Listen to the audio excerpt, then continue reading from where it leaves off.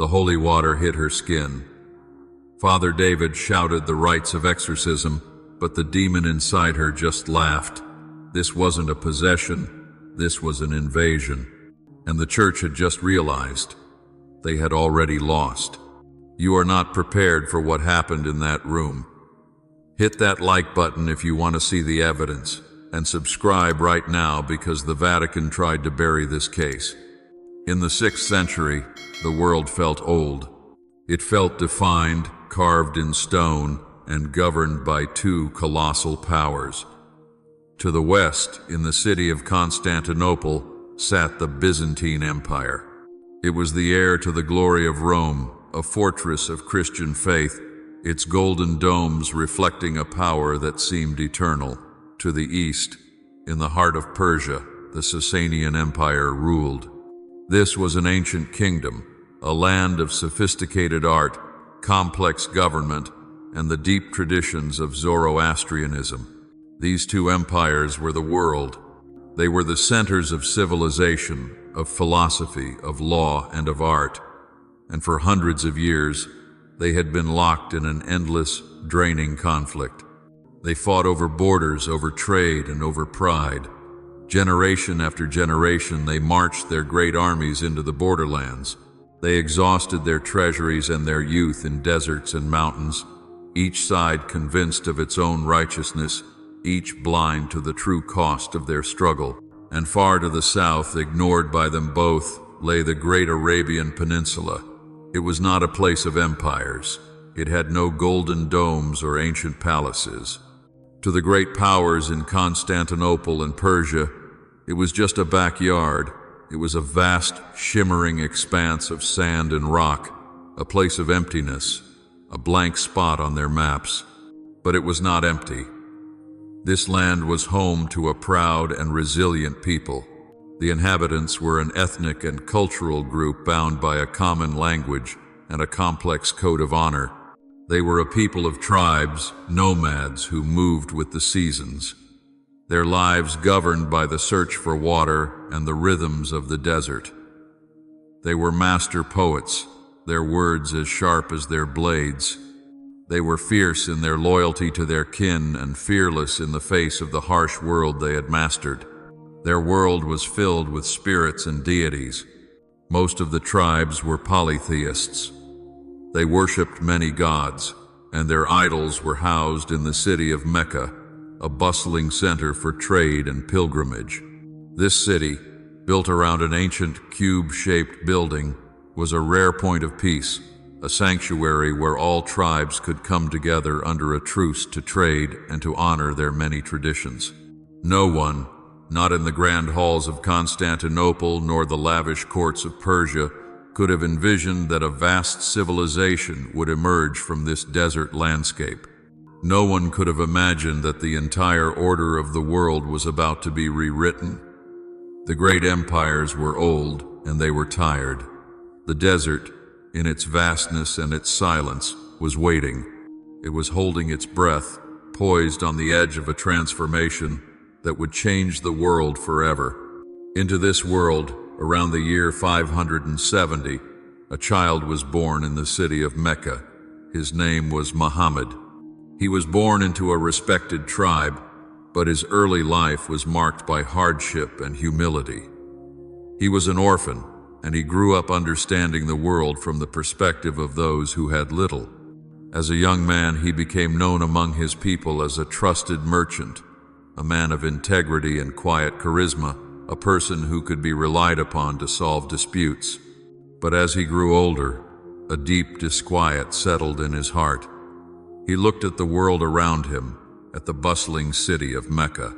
He saw the endless cycle of tribal feuds, the vast gap between the rich and the poor, and the spiritual confusion of the many idols. He felt a profound spiritual hunger, a sense that there must be something more, a single, unifying truth beneath the chaos of the world. This feeling pulled him away from the city. He began to seek solitude, to walk into the rocky hills and barren caves that surrounded Mecca. It was in one of these caves, on a mountain called Hira, that his life and the course of human history was irrevocably altered. According to Muslim tradition, while he was in deep meditation, he was visited by a powerful presence. He experienced a revelation, a voice that spoke to him with terrifying and beautiful clarity.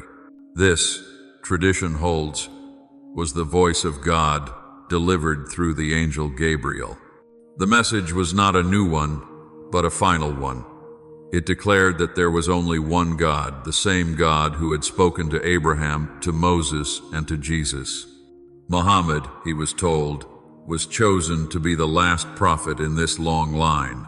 His purpose was to spread this message of monotheism, of unity, and submission to the one true God in its pure form among the Arabs and then to the world. Over the many years that followed, the words of the Quran were revealed to the prophet in segments.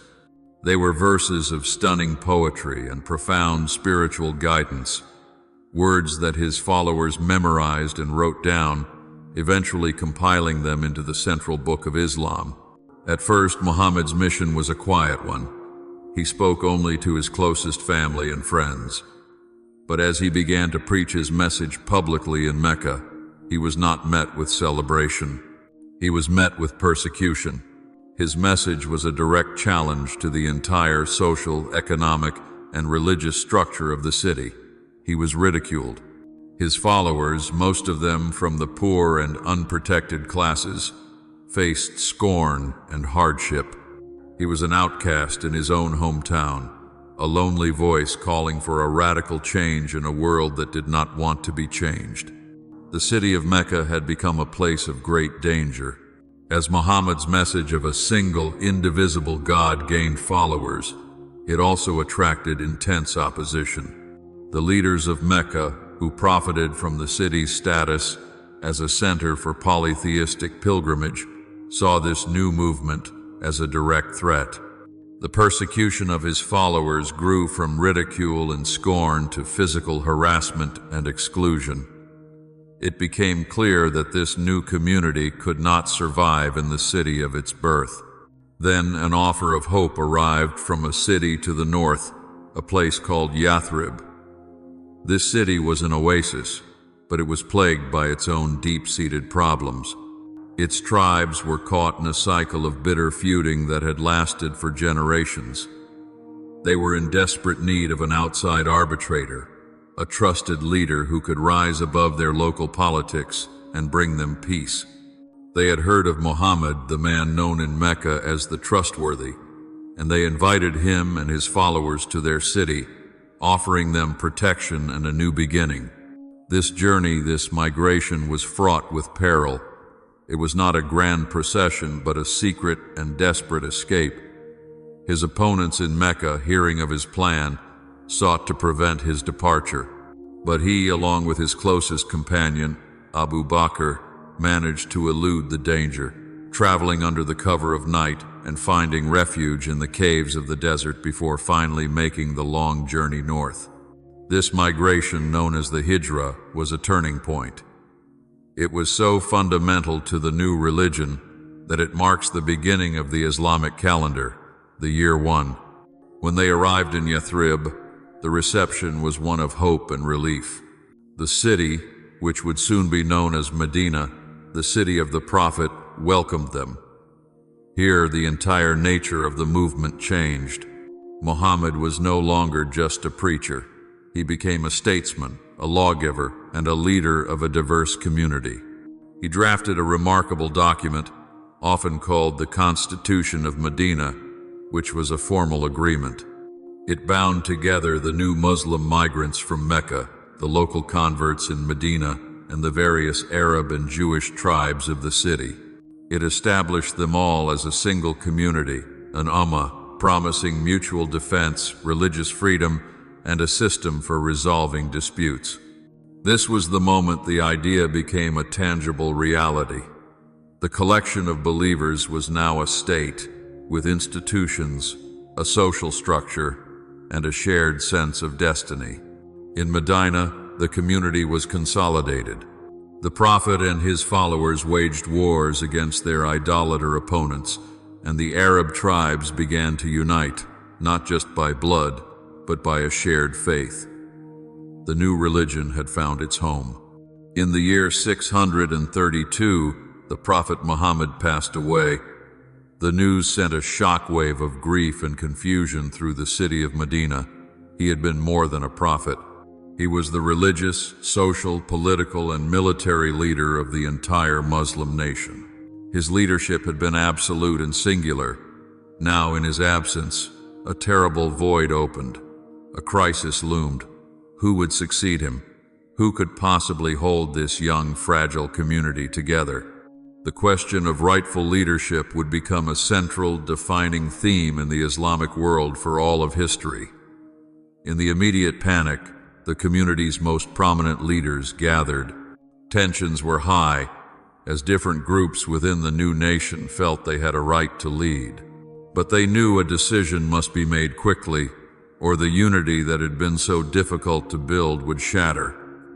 They ultimately established a new title, Caliph, which simply means successor. The first man chosen for this role was Abu Bakr, one of the Prophet's earliest followers and his father-in-law. He was the first of 4 leaders who would be remembered in tradition as the Rashidun, or the rightly guided caliphs. They were all chosen, one by one, based on their close affiliation with the Prophet and their personal qualities.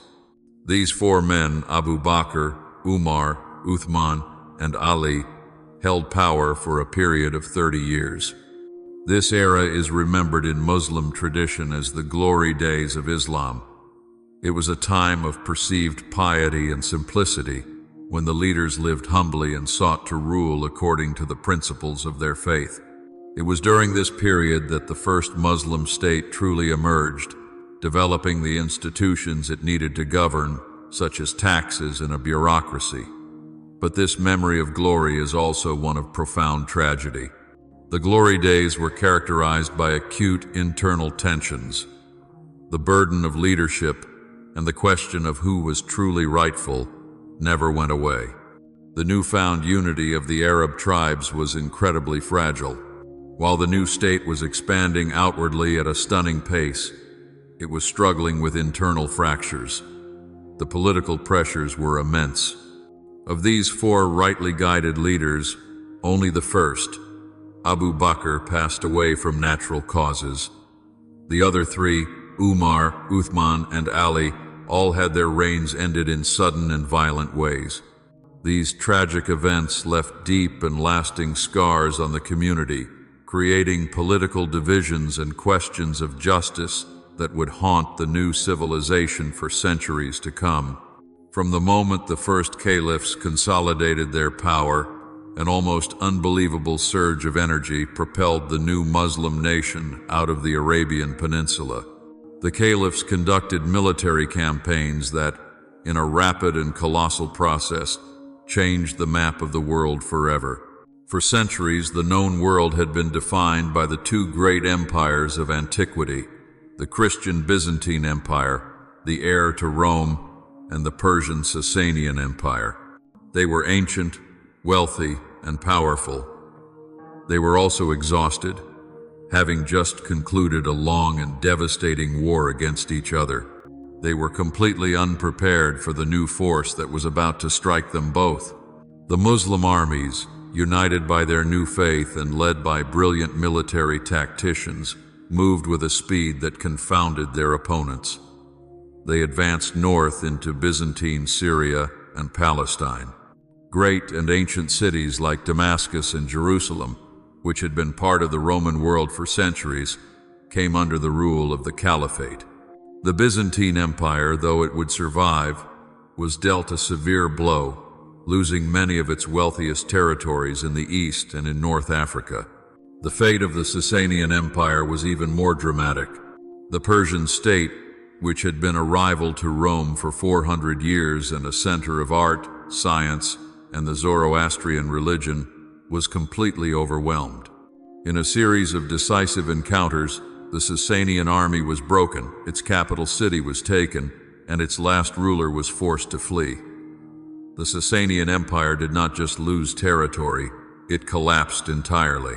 It ceased to exist as a political entity, and its vast lands, from modern-day Iraq to Iran, were absorbed into the growing Caliphate. To the observers in Constantinople, this was an apocalyptic shock. To the conquered Persians, it was the end of their world. To the Muslims themselves, it was a miracle, a clear sign of divine favor. This expansion was not a slow, grinding process. It happened within the lifetime of a single generation. In just a few decades, the Rashidun Caliphs reigned over an immense territory stretching all the way from the mountains of Iran to the coast of North Africa. The backyard of great empires had suddenly become the new center of the world. The internal tensions that had troubled the Rashidun period did not end with it. They were, in fact, about to solidify into a permanent and tragic divide. The conflict centered on the question of leadership, and it became intensely personal, focused on Ali ibn Abi Talib, the Prophet's cousin and son-in-law. When Ali, the fourth caliph, eventually came to power, his rule was immediately challenged, plunging the community into its first civil war. The group that came to be known as the Shias, or Shiat Ali, the party of Ali, held a deep-seated belief. They claimed that the Prophet Muhammad had himself appointed Ali as his successor. For them, leadership was not a matter to be decided by a committee of elders. It was a divine right that belonged only to the Prophet's family, specifically to Ali and his descendants. Therefore, they viewed the first three caliphs as illegitimate and saw Ali's struggle as a fight to restore the true, rightful order of the community. On the other hand, the majority of the community, who would eventually be known as Sunnis, did not recognize this special appointment. They believed the Prophet had left the choice of leadership to the community itself, and that the first three caliphs were legitimate.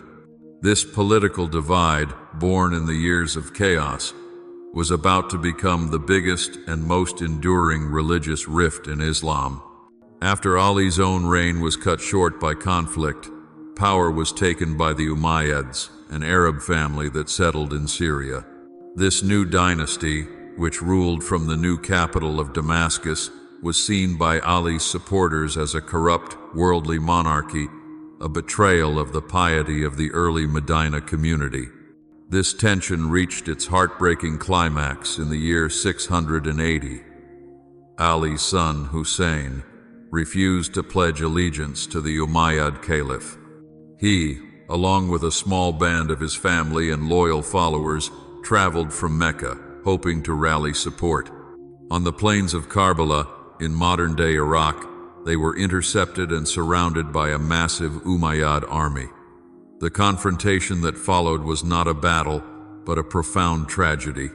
Hussein and his small group, including women and children, were denied access to water for days. Then, in a final, devastating confrontation, Hussein and his male companions met their end. This event at Karbala delivered a resounding and formative blow to the Shias. The loss of Hussein was not just a political defeat, it was a martyrdom. It became the central story of Shia Islam, a sacred narrative of suffering, sacrifice, and the eternal struggle of good against tyranny. This tragedy cemented the divide, turning a political disagreement into a deep and emotional chasm that would shape the Muslim world for the next 1400 years.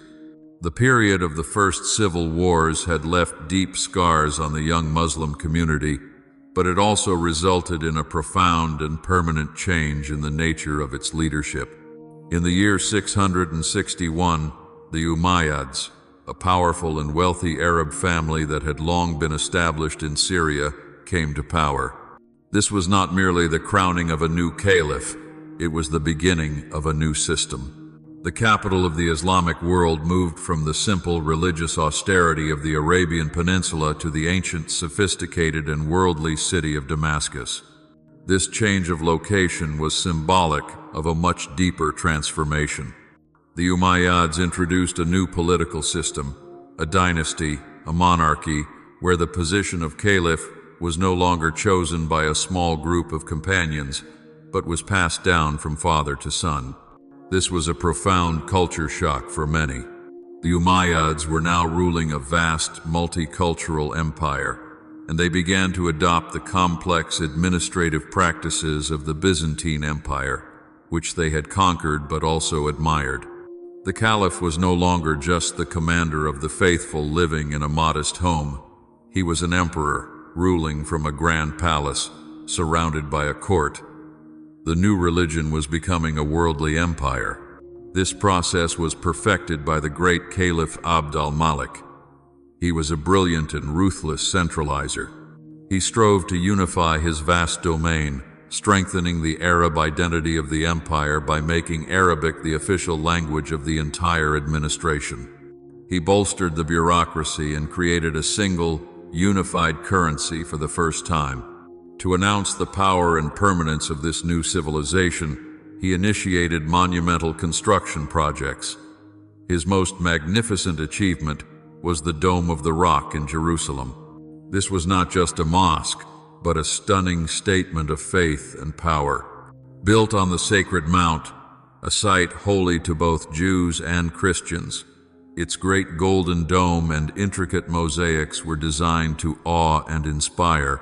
It was a declaration in stone and gold that this new faith was here to stay. Yet, beneath this golden surface of imperial success, the old divisions and resentments continued to simmer.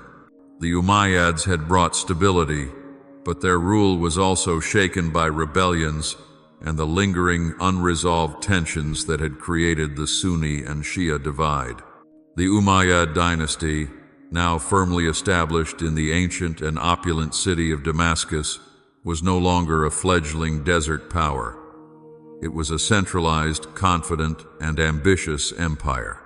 The administrative reforms had created a single, powerful state, and this newfound stability was not an end, but a launching pad.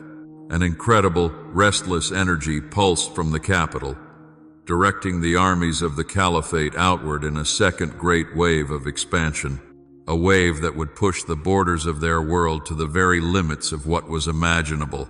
To the east, the armies marched beyond the Persian heartland into the vast, fabled territories of Central Asia. These were not just empty lands, they were the ancient and wealthy kingdoms of the Silk Road, the great artery of commerce that connected the civilizations of the world. The Umayyad forces established a new frontier that pressed against the borders of the powerful Tang dynasty in China. This expansion was not merely for territory, but for control of the lifeblood of global trade, securing a connection that brought new ideas, wealth, and challenges to the Caliphate. In the West, the expansion was even more breathtaking, a relentless march that felt almost inevitable. The Umayyad forces, now bolstered by newly converted North African Berber warriors, moved across the whole of North Africa, a generational effort that brought the entire southern coast of the Mediterranean under their dominion. From the rocky shores of the Atlantic Ocean, in what is now Morocco, the generals looked across a narrow strait of water. They did not just see land, they saw Europe, the heart of the old Roman world. A combined force of Arabs and Berbers made the fateful crossing. They landed on the Iberian Peninsula, the kingdom of the Visigoths. The Visigothic kingdom was old, powerful, and deeply divided by its own internal conflicts. It was completely unprepared for the speed and discipline of the new arrivals. The Visigothic state did not just retreat, it shattered. It collapsed in on itself in a remarkably short period, a kingdom that had existed for centuries vanishing like smoke. This new territory, which the victors called Al-Andalus, was not to be a mere province. It would soon become one of the most vital and brilliant centers of Islamic civilization, a place of art, science, and learning that would last for more than 700 years. The momentum seemed as if it would never stop. The ambition of the armies was now limitless. From Spain, they crossed the towering Pyrenees Mountains, pushing deep into the kingdom of the Franks. It appeared to many at the time that all of Western Europe might be incorporated into this new, expanding world. However, in a significant encounter near the city of Tours in central France, the Frankish forces managed to halt their advance. This event, the Battle of Tours, was not a crushing, singular defeat, but it marked a crucial turning point. It represented the high water mark of the Muslim expansion in the West. The wave, after traveling thousands of miles from its origin, had finally reached its furthest shore. The caliphs in Damascus now ruled a truly colossal state, an empire that stretched from the Atlantic Ocean to the borders of India. This dominion was almost incomprehensible in its scale to the pre-modern mind. For all its spectacular success, for all its golden monuments and world-spanning conquests, the Umayyad dynasty was built on unstable foundations. The illusion of unity, projected from the grand palaces of Damascus, concealed deep and dangerous currents of discontent. The empire had been born from civil war, and the seeds of that conflict had never stopped growing. There were three powerful streams of resentment, and they were all beginning to merge. First, there was the lingering, profound grief of those who became the Shias. They had never forgotten the tragedy at Karbala. They looked upon the Umayyad caliphs not as legitimate rulers, but as worldly usurpers whose power was a betrayal of the Prophet's family. For them, this was not a political disagreement. It was a sacred wound, a matter of justice and righteousness that had been denied. Second, there was the growing frustration of the non-Arab converts. As the empire had expanded, millions of people, especially the highly educated and ancient civilization of the Persians, had embraced Islam. They had embraced the faith, but were denied the equality it promised. The Umayyad state was, at its heart, an Arab-centric empire. The non-Arab Muslims, the Mawali, were often treated as second-class citizens. They were the administrators, the scholars, the merchants, and the artisans, yet they were looked down upon by the ruling aristocracy. This was a deep and enduring social insult that bred a powerful, educated, and deeply resentful class. Finally, there was the discontent of many pious Muslims. They looked at the opulent, glittering court in Damascus, with its Byzantine-inspired ceremonies and its unimaginable luxury, and they felt a profound sense of corruption. This, they whispered, was not the simple, austere faith of the first caliphs in Medina. This was a worldly kingdom, a monarchy that had abandoned the spiritual principles of the revolution. These three powerful streams of discontent, the Shia claim for rightful leadership, the social frustration of non-Arab Muslims, and the general feeling of religious corruption, all began to converge. Far to the east, in the remote and rugged province of Khorasan, a vast and secretive revolutionary network began to organize. This was not a spontaneous uprising. It was a brilliant, patient, and methodical campaign. The leaders of this movement were a family that claimed lineage from Abbas, the Prophet's uncle. For this reason, they became known as the Abbasids. They were political geniuses, operating in the shadows, crafting a message that promised all things to all people. To the Shias, they promised justice for the Prophet's family. To the Persians, they promised equality. To the pious, they promised a return to righteousness. They chose the black banner as their symbol, a solemn and revolutionary color. When they finally unleashed their revolt in the middle of the 8th century, it was not just a rebellion, it was an avalanche. Fueled by decades of pent-up anger, their armies, composed of a powerful coalition of Persians and Arabs, swept westward. The Umayyad dynasty, already weakened by its own internal divisions, was unable to stop the tide. The armies that had conquered the world disintegrated in the face of this new, unified purpose. The Abbasid revolution was a total military, political, and social upheaval. It ended in the complete and total removal of the Umayyad family from power. This was a dark and unforgiving transition. The Abbasids were determined to ensure that no rivals would remain, that no Umayyad could ever return to challenge their new authority.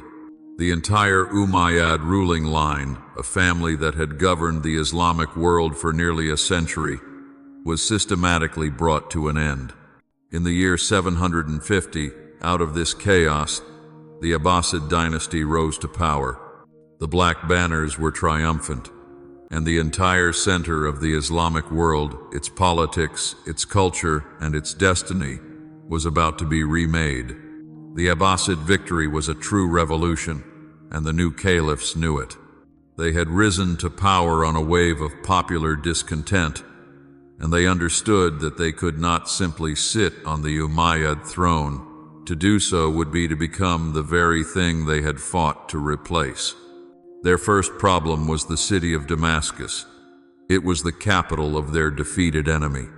Its palaces were filled with the ghosts of the Umayyads, its administration built on Roman Byzantine traditions, and its people were of questionable loyalty. To stay in Damascus would be to risk becoming the Umayyads, to be absorbed by the old ways. The revolution needed a clean slate. It needed a new capital. The true architect of the Abbasid state, the Caliph al-Mansur, was not just a revolutionary, he was a builder, a visionary with a cold, pragmatic mind.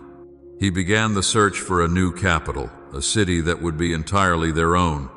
He scoured his new empire for the perfect location. He needed a place that was defensible, fertile, and most importantly, at the absolute crossroads of the world.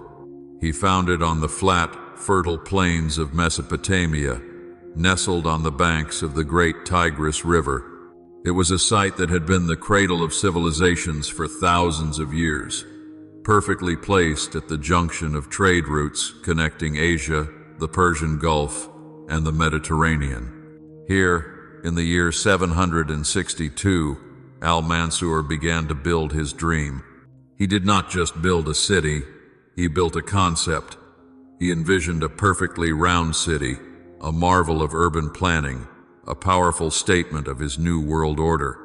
They called it Madinat al-Salam, the city of peace, but the world would come to know it by the name of a small village that had been there before, Baghdad. The design was a work of genius and a symbol of total authority. The city was built as 3 concentric circles, protected by massive walls and a deep moat, a fortress of power. At its absolute center, in a vast, empty courtyard, stood only 2 buildings, the Caliph's magnificent palace and the city's great mosque.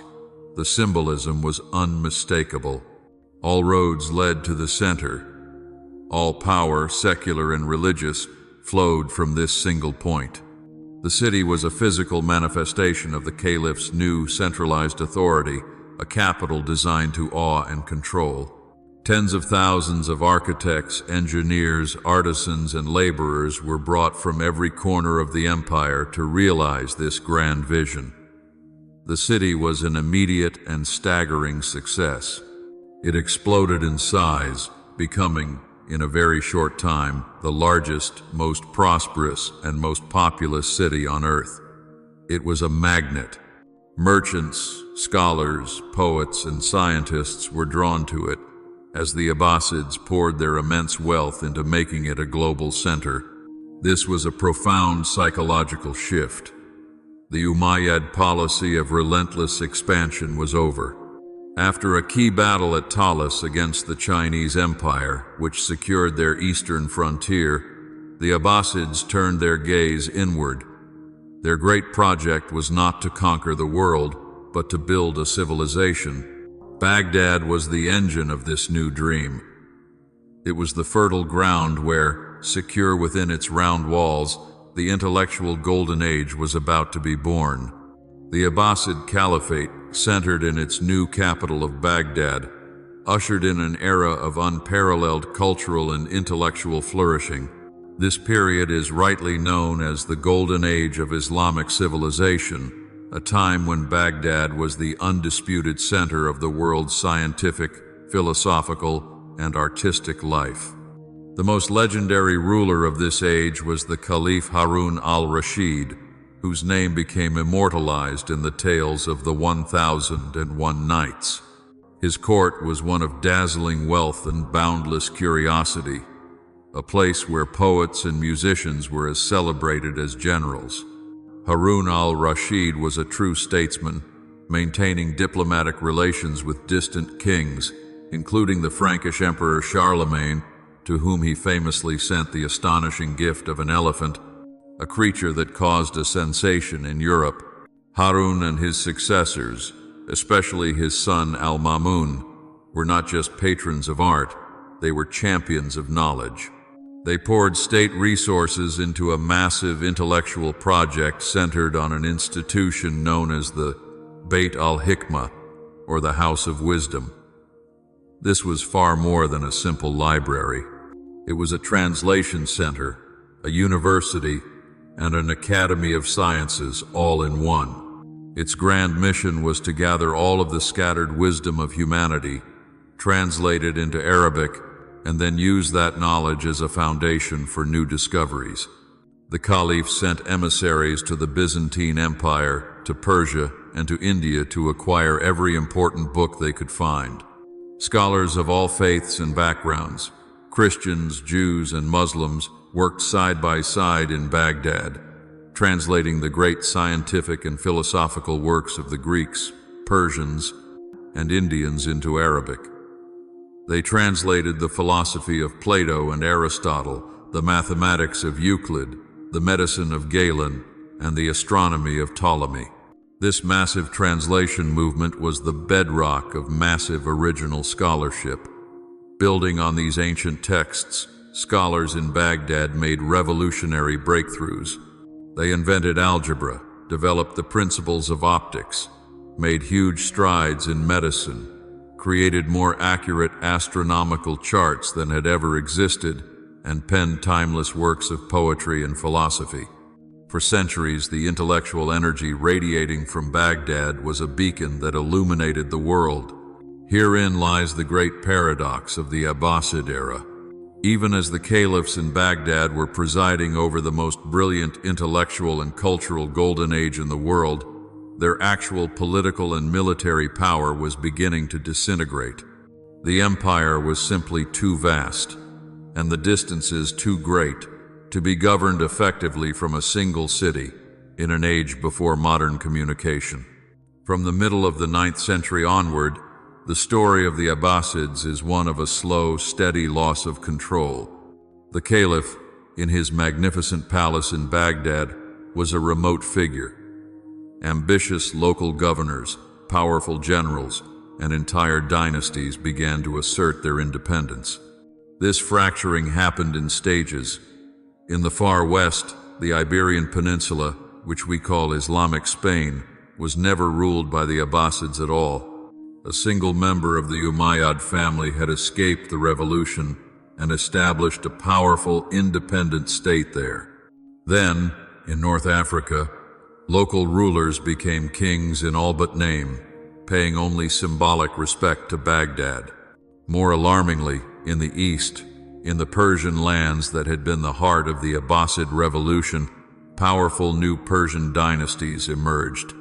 These new rulers were Muslim, but they governed their lands as independent states. The Abbasid caliph was gradually reduced to a mere figurehead. He remained the symbolic leader of the Sunni Muslim world, the only one who could grant legitimate authority to new rulers, but his practical military power shrank until he was, at times, little more than the mayor of his own city. The Caliphate's Arab exclusivity also weakened. The empire's story was no longer just an Arab one. It had become multicultural. Persian and Turkic elements rose to prominence. In fact, Turkic slave soldiers, brought in to be the caliph's personal guard, soon became so powerful that they, not the caliph, were the real masters of Baghdad. The caliph thus found himself in a golden cage. He was the most revered man in the world, the patron of an explosion of art and science, yet he was a virtual prisoner in his own palace, a symbol of unity for an empire that was, in reality, breaking into a dozen different pieces. The great Abbasid Caliphate, the center of the world, was now a hollow crown. The Caliph in Baghdad, trapped in his golden cage, was a symbol without true power. The political unity of the Islamic world, which had already been fractured, was about to break apart in a dramatic and definitive way. The challenge came not from one but from two directions, both driven by the deep and enduring Shia tradition. Far to the west, a new and ambitious power had been growing in the shadows. They were the Fatimids, a dynasty that claimed a lineage far more direct and, in their eyes, far more legitimate than the Abbasids.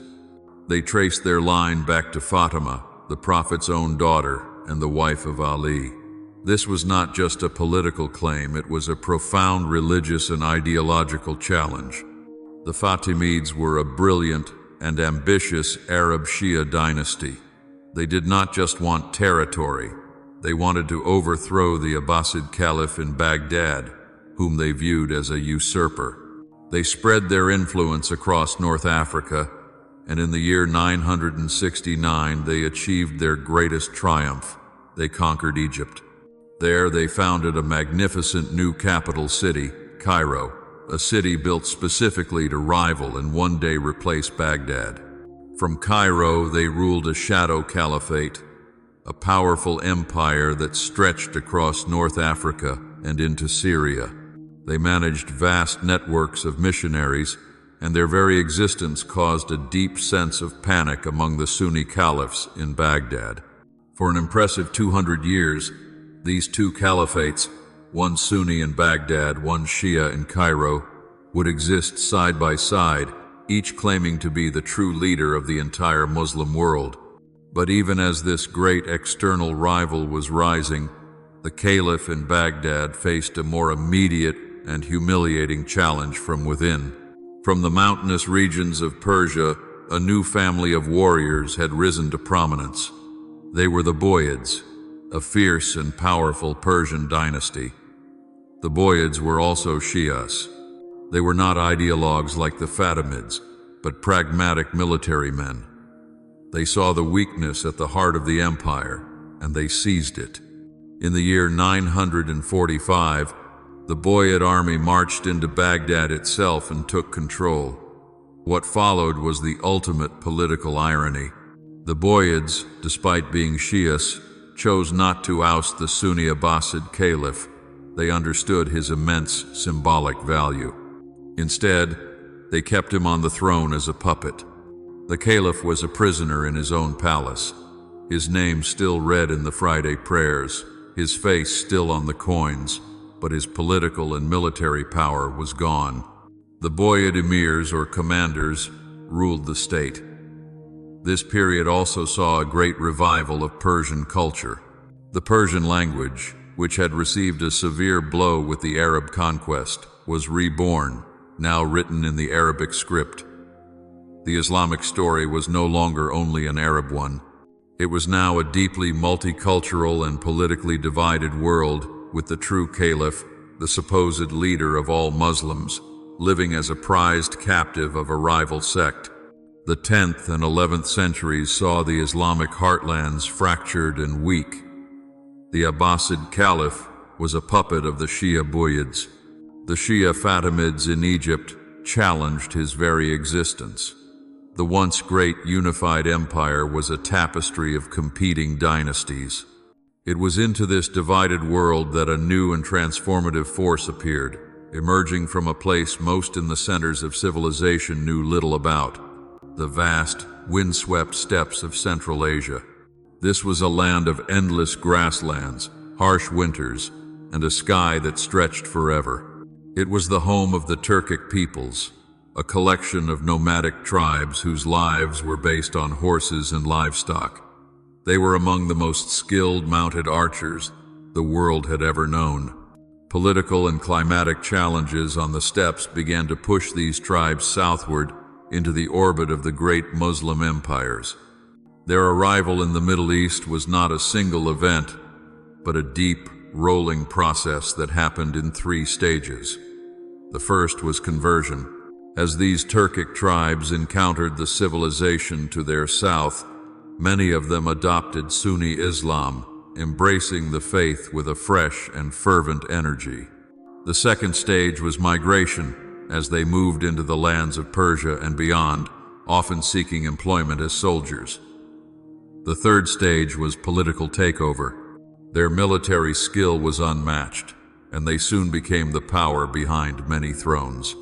One group, a Sunni Turkic family known as the Seljuks, proved to be the most powerful of all. They were brilliant generals and devout Sunnis. They saw the humiliation of the Abbasid Caliph, their spiritual leader, who was being held captive by the Shia Buyids. In the year 1055, the Seljuk army marched into Baghdad. They removed the Buyids from power, ending their 100-year control of the city. For the Abbasid Caliph, this was a moment of profound liberation. He was rescued by these new powerful protectors. The Seljuks, in a moment of political genius, did not depose the Caliph. Instead, they propped him up, restoring his dignity and symbolic centrality. They assumed a new title for themselves, Sultan, a word meaning strength or authority. This created a new order. The Caliph would remain the supreme spiritual and legal head of Sunni Islam.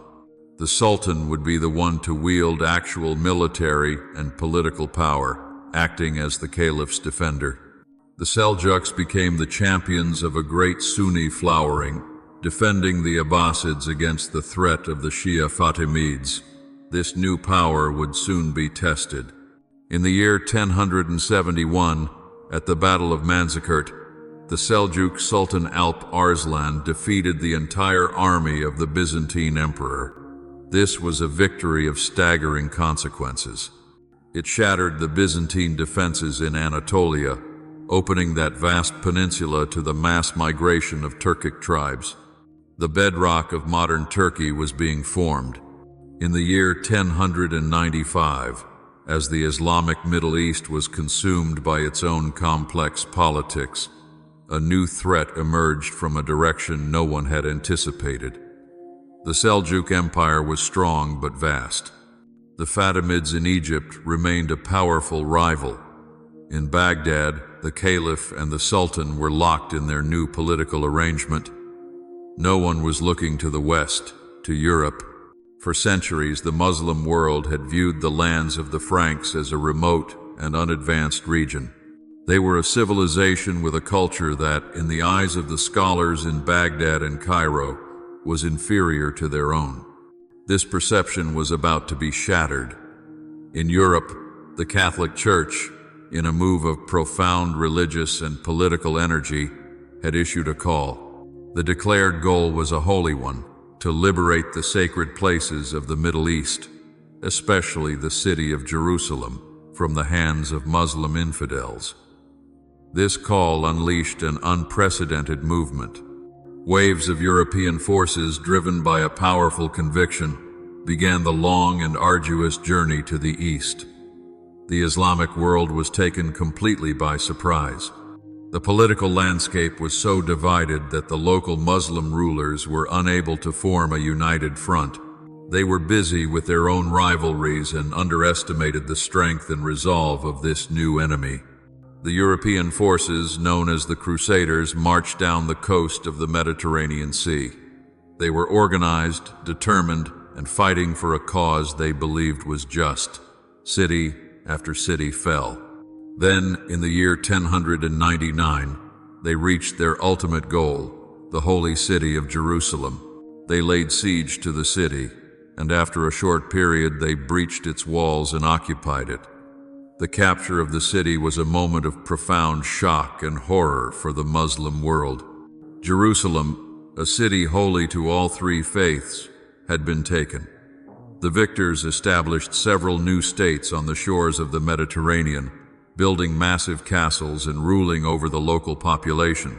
This crusader presence, a foreign implantation in the heart of the Islamic world, would last for 200 years. The initial shock and confusion eventually gave way to a new reality, a long and bitter struggle to reclaim what had been lost. The first decades of the 12th century were a time of humiliation and division. The Crusader states were firmly established in their coastal castles, a constant reminder of the Muslim world's weakness. The great powers of the region, the Seljuks in the east and the Fatimids in Egypt, were still locked in their own rivalry, unable or unwilling to unite to expel the new invaders. The political landscape was a fractured mess of competing emirs and princes, each more concerned with his own small territory than with a unified cause. It was a time that cried out for a leader, for someone who could rise above the petty squabbles and unite the faithful. That leader, when he finally emerged, came not from the great centers of power, but from the margins. His name was Salah al-Din Yusuf ibn Ayyub, known to the world as Saladin. He was not an Arab, nor a Turk, nor a Persian. He was a member of a Sunni Kurdish family, a man who had risen through the military ranks on his own merit. He was a charismatic leader, known for his deep piety, his generosity, and his brilliant political mind. He served under the rulers of Syria, who were fighting both the Crusaders and the Fatimids. Saladin's great genius was in seeing that the two fights were connected. The Crusaders could only be defeated, he reasoned, if the Muslim world was united, and the greatest division of all was the one between Sunni Syria and Shia Egypt. In a series of brilliant political and military maneuvers, Saladin managed to gain control of Egypt. His next move was one of staggering political importance. He did what no one else had dared. He eliminated the Shia Fatimid dynasty. He abolished the rival Shadow Caliphate in Cairo and brought Egypt, with its immense wealth and resources, back into the fold of the Sunni Abbasid Caliph in Baghdad. This single act made him the most powerful man in the Muslim world. He founded his own dynasty, the Ayyubids, and he was now the ruler of both Egypt and Syria. He had united the two great power centers that surrounded the Crusader states. With this great strategic victory accomplished, his life's work became clear. He had a single burning purpose: to fight the Crusaders, to undo the humiliation of the previous century, and to liberate the holy city of Jerusalem from Christian hands. Saladin had finally achieved what had seemed impossible for generations. The Muslim front, once a fractured and bickering collection of rival states, was now united. He was the Sultan of Egypt and Syria, and his Ayyubid dynasty commanded a powerful, disciplined, and motivated army. But Saladin was more than a sultan. He was a man possessed by a singular, sacred purpose: the restoration of Jerusalem. He did not rush. For years he consolidated his new power, knowing that a single misstep could undo the fragile unity he had built. He engaged in skirmishes with the Crusader states, but these were not just random encounters. They were lessons. He was testing their strength, their tactics, their leadership, and their arrogance. He was patiently waiting, not just for the right moment to strike, but for his adversaries to provide him with that moment. The leaders of the Crusader states, for their part, had grown complacent. They were secure in their formidable castles, massive stone fortresses that seemed to laugh at any army. They had been born in this land, and they underestimated the new, unified power that now surrounded them. They saw Saladin as just another regional leader, failing to understand the depth of his piety or the brilliance of his strategic mind. In the year 1187, driven by overconfidence and internal political rivalries, they made a fatal strategic error. They were goaded into marching their main, combined army out of their strongholds. They left their sources of water and marched deep into the desert in the blistering heat of summer, seeking to confront Saladin on his own terms. It was precisely the move Saladin had been waiting for. Saladin, a master of strategy, had them exactly where he wanted them. At a place called Hattin, near two dry hills on a scorched plain, Saladin's forces closed the trap. The European army, weighed down by their heavy armor, found themselves surrounded, cut off from all water, and relentlessly harassed by Saladin's mounted archers. The sun became their greatest enemy. The battle, when it was finally joined, was not a battle of equals. It was an act of desperation on one side and methodical execution on the other. The Crusader army, exhausted by the heat and desperate with thirst, was completely overwhelmed. Their strength was spent. Their primary military force was broken, its leadership captured, its holy relics seized. The battle was utterly decisive. In a single day, the military power of the Crusader kingdom had ceased to exist. The path to Jerusalem was now wide open, its gates virtually undefended. When Saladin's army arrived before the walls of the holy city, the few remaining defenders were gripped with a profound terror. They knew from stories passed down by their grandparents what had happened almost a century before when the first Crusaders had taken the city. They expected a terrible retribution, a payment in kind for the earlier tragedy. They prepared themselves for the worst, but Saladin was a different kind of leader. He was a man of deep principle, and as even his European adversaries had come to respect, a man of profound chivalry. He rejected the cycle of retaliation. After a short siege, with no hope of reinforcement, the city surrendered. Saladin, the great unifier, entered Jerusalem, freeing it from Christian hands. But he did so without the terrible conclusion that everyone had feared. He showed a profound and organized mercy. He allowed the city's inhabitants to ransom themselves, and those who could not pay were, in many cases, allowed to leave in peace. This act of magnanimity, this conscious decision to choose principle over passion, stood in stark contrast to the city's violent capture a century earlier. This single act cemented his reputation as a legend, not just in the Muslim world, but in the memory of his Christian adversaries as well.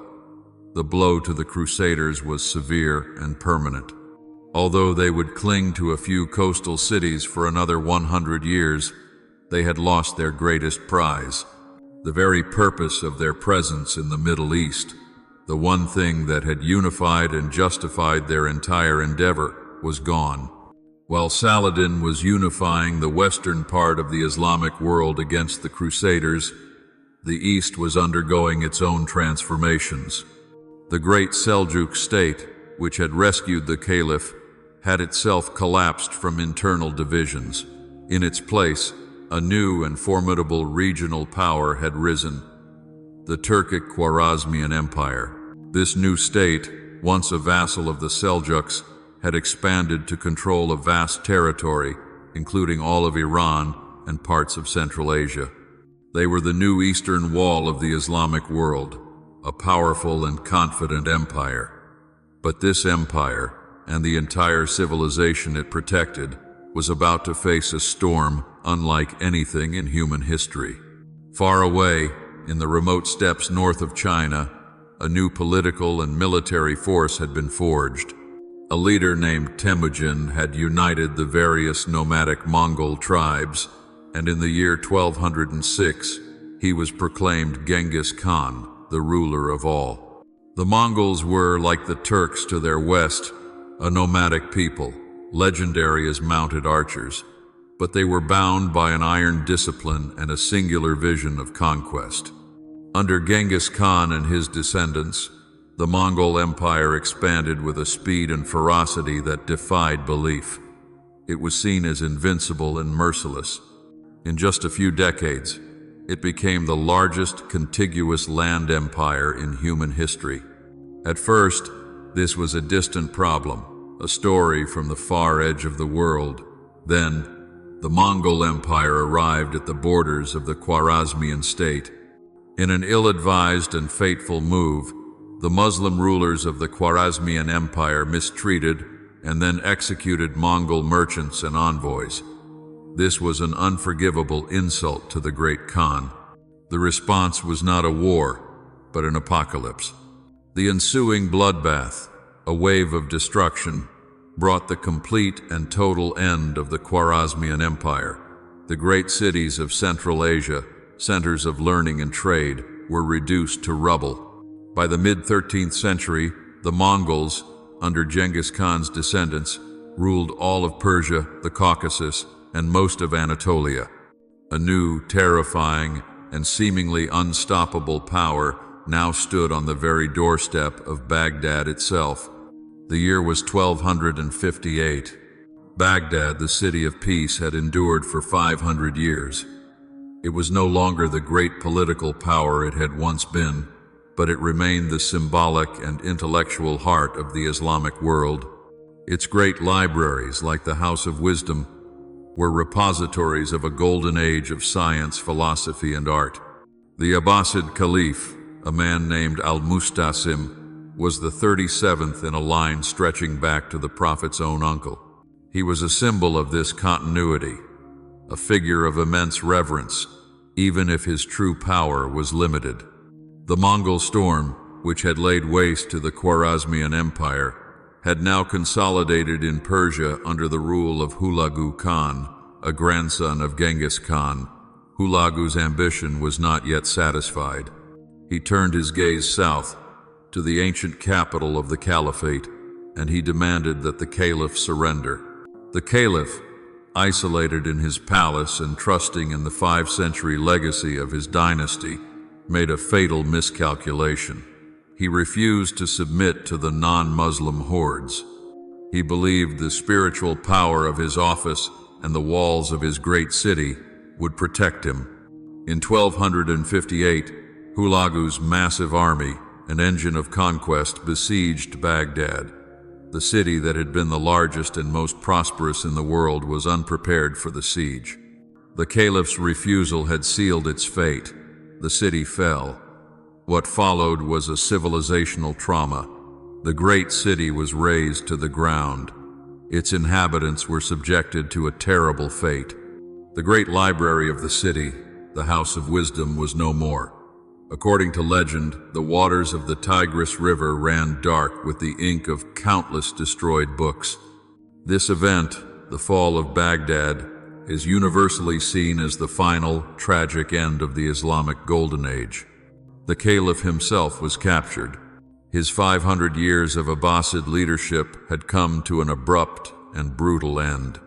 Tradition holds that the Mongols, hesitant to spill the blood of a king, had his life ended in a way that avoided it, a final, profound humiliation. The symbolic center of the Islamic world had been extinguished. It felt, to many at the time, like the end of the world itself. The Mongol storm had consumed Baghdad. The heart of the Islamic world had stopped beating. Hulagu Khan, his conquest incomplete, turned his army south towards Egypt. It seemed inevitable that all of Islam would fall under the Mongol yoke. But Egypt, in the intervening years, had undergone its own strange and violent transformation. The Ayyubid dynasty, founded by the great Saladin, had been overthrown from within. A new and unique power now ruled from Cairo, the Mamluk Sultanate. The Mamluks were a paradox. They were, by definition, slave soldiers. For centuries, Muslim rulers had brought young Turkic boys from the steppes, purchased as slaves. They were converted to Islam, educated, and trained in an elite military academy. They were loyal only to the Sultan and formed the backbone of the army. In Egypt, this elite warrior class, this brotherhood of former slaves, had realized its own power. They had overthrown their masters and taken control of the state. The slaves had become the masters. They were a professional, full-time military state, and they were, like the Mongols, a product of the steppes. In the year 1260, at a place called Ain Jalut, or the Spring of Goliath, the Mamluk army met the Mongol vanguard. The Mamluks knew their enemy's tactics, and they were fighting for their very survival.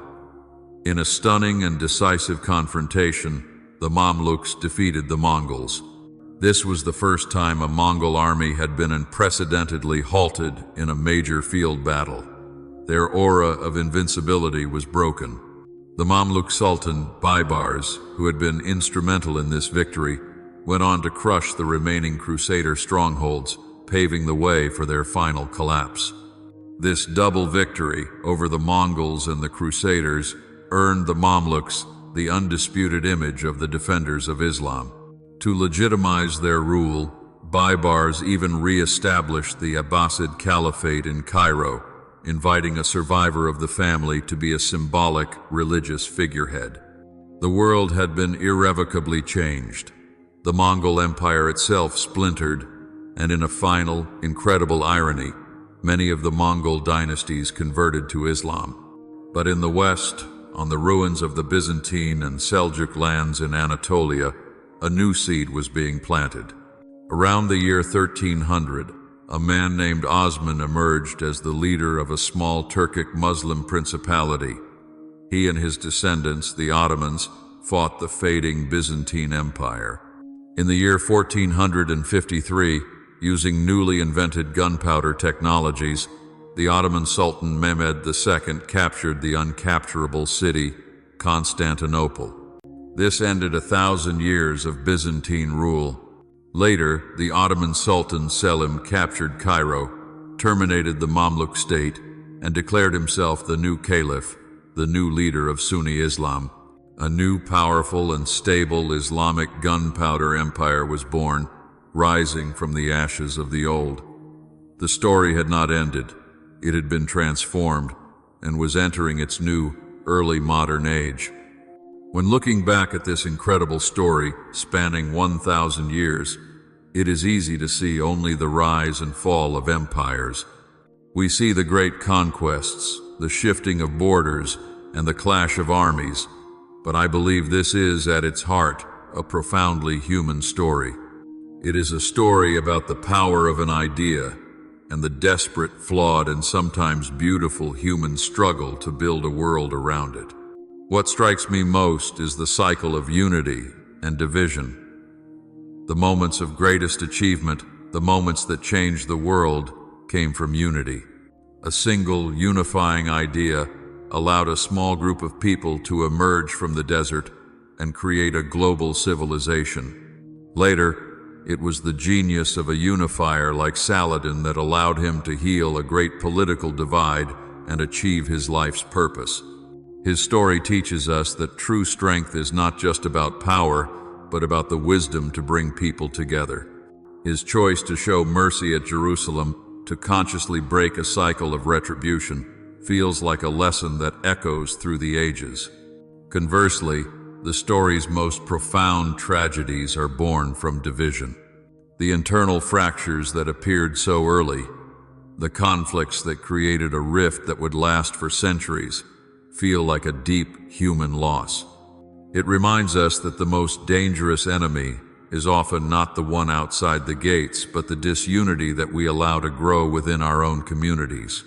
I also feel a deep sense of admiration and a sense of loss for the spirit of the Abbasid Golden Age. When I think of Harun al-Rashid, I do not just think of his wealth, I think of his boundless curiosity. He and his successors built the House of Wisdom. They did not fear outside ideas, they actively sought them out.